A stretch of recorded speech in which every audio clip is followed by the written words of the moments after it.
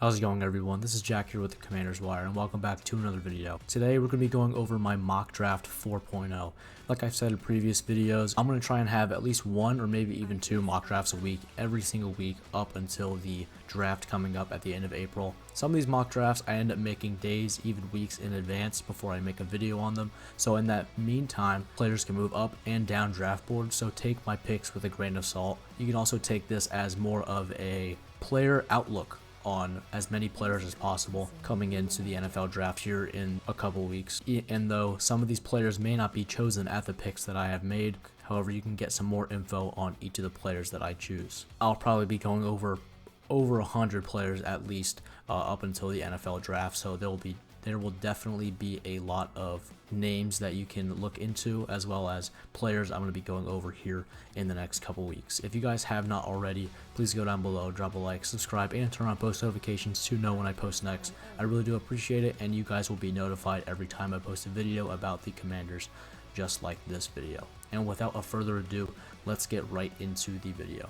So the Commanders are sitting here at pick 7, and we realize that we don't have a lot of picks, and on top of that, we lost a lot of guys in free agency, and we need a lot of players to help fill out the roster. So it is probably in the Commanders' best interest to trade back. And the Tampa Bay Buccaneers are making a call to Adam Peters, saying that they want to trade him pick 15, pick 46, as well as pick 77 in order to move up 8 spots to round 1, pick 7. And obviously Adam Peters makes this trade, moves back to 15, as well as accumulates 2 more draft picks in the 2nd and 3rd round, which I think is a very healthy trade for the Washington Commanders. So at pick 15, I have the Washington Commanders choosing Kenyon Sadiq, tight end out of Oregon. There's not really much I need to say about this guy. 51 receptions, 560 yards, 8 touchdowns, and 11 yards per reception. He stands at 6'3" and 245 pounds. This guy was a playmaker for the Oregon Ducks, and it is obvious he is going to be a first-round pick. The only reason the Commanders are making this pick in the first place is, however, they were not able to land a capable tight end to be that sort of pass-catching playmaker in free agency. Maybe that means Chika Okonkwo did not want to leave the Titans. David Njoku maybe wanted too much money from the Commanders, or even Isaiah Likely wanted to go somewhere else. Regardless, the only way I see the Commanders making a pick like this, if they are not able to land a proper tight end in free agency, to be that number 1 pass-catching tight end, who is athletic, who's able to run routes very well, and kind of be that safety blanket for Jaden Daniels. So at pick 15, I have the Commanders taking Kenyon Sadiq, tight end out of Oregon. Next up, we're sitting kind of in the middle of the 2nd round at pick 46. This guy is someone that I really don't think will make it this far, but that is going to be Caleb Banks, defensive tackle out of Florida. He did not really rack up a lot of stats for the season, however, just his archetype and the build he has says more than enough of the player that he is. He is 6'6" and 330 pounds.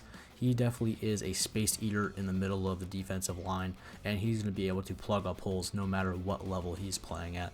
And there's not a lot of players that I want besides Caleb Banks. And potentially if Daron Payne moves off before this season, or even plays the rest of his contract out and goes somewhere else after the 2026 season, Caleb Banks can come in and either be this team's defensive tackle 1 or defensive tackle 2, depending on how much he develops. And I think that is a very good thing for a 2nd round pick. So at round 2, pick 46, I have the Commanders choosing Caleb Banks, defensive tackle out of Florida.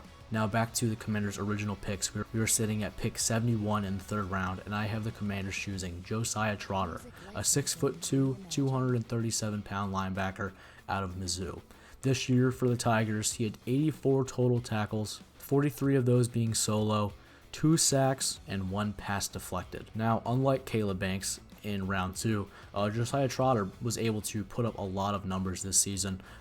I don't think I went over this. Caleb Banks, I believe, only had 6 total tackles over the season, so either due to injury or whatever the case was, he did not record any stats last season. But for Josiah Trotter, I think he would be a great linebacker to add to this defense.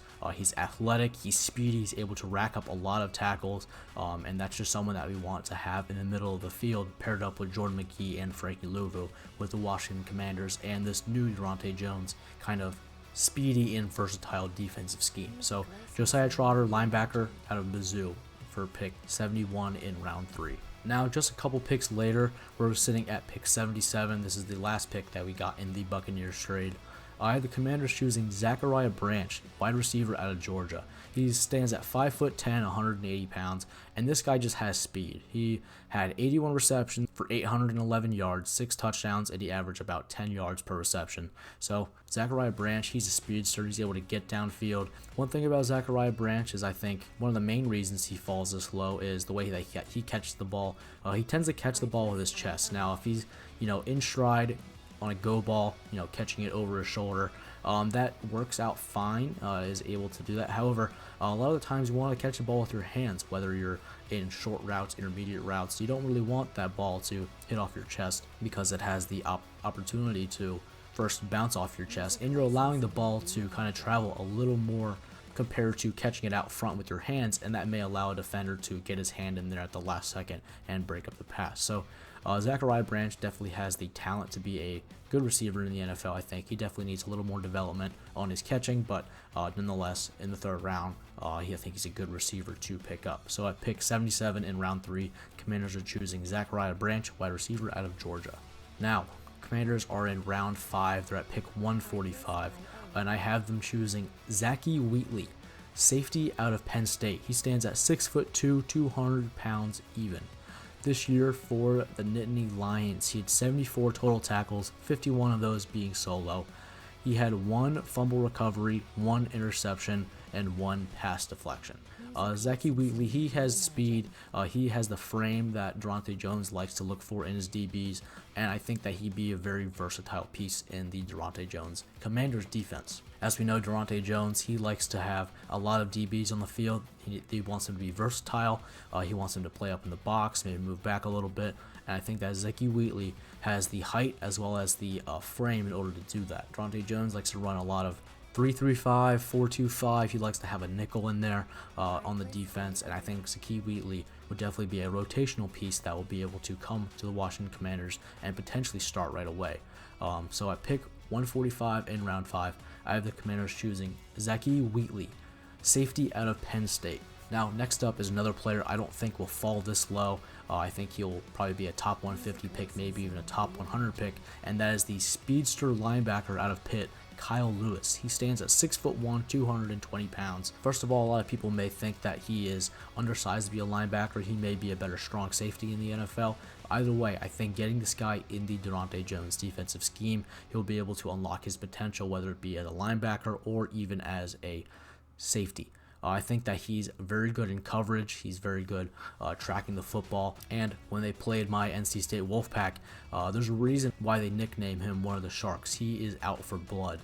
He's able to rack up a lot of tackles this season for the Panthers. He had 79 total tackles, 43 of those being solo, 3 sacks, 1 forced fumble, 2 fumble recoveries, 2 interceptions, and 3 pass deflections. So obviously this guy's all over the field. He's able to make tackles. He's able to get out in space and hold down his zone well. He's able to cover players very well, and he's able to break up passes super well. I think Kyle Lewis will definitely be an amazing linebacker if he's brought to the Washington Commanders and he's able to play under Durante Jones in his type of scheme. So at pick 145 in round 5, I have the Commanders choosing Kyle Lewis, linebacker out of Pittsburgh. A little later in the 6th round, we're at pick 207, and I have the Commanders choosing Caden Curry, defensive end out of the Ohio State Buckeyes. He stands at 6'3", 260 pounds. This year for the Buckeyes, he had 66 total tackles, 40 of those being solo, 11 sacks, 1 forced fumble, 2 fumble recoveries, and 2 passes deflected even. Caden Curry, I think, will come in and be a rotational piece right away. He definitely has the size that Dan Quinn likes in a defensive end. As we know, Dan Quinn is letting Durante Jones kind of run his own scheme. He was asked a question whether he wanted to run a 3-4 or 4-3. He said that he's going to be multiple.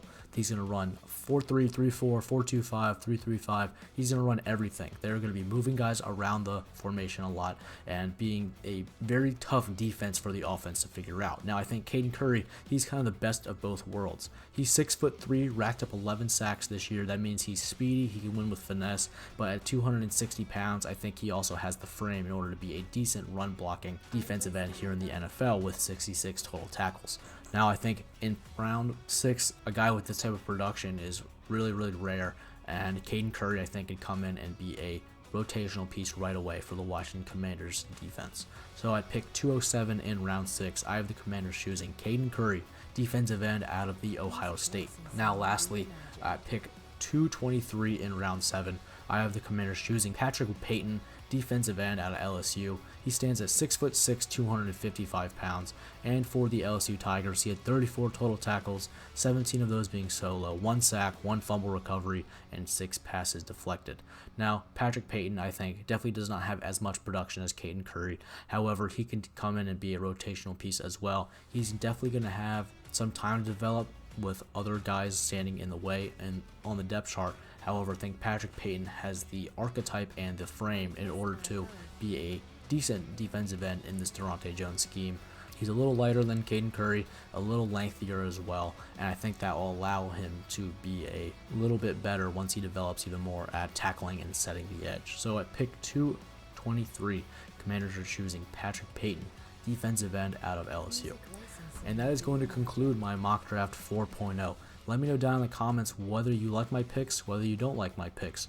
I know that some of them are definitely not going to be realistic, and they may not have guys fall that low to where I chose them. However, this is more of a outlook on certain players coming into the NFL draft from college, and is more about their player profiles more than where they're getting chosen in the draft. So let me know down in the comments whether you like the guys I have chosen here today. This is the end of today's video. I really do appreciate you guys sticking with me to the very end. If you haven't already, please go down below, drop a like, drop a comment, and subscribe, as well as turning on post notifications so you guys will be notified whenever I post another video next.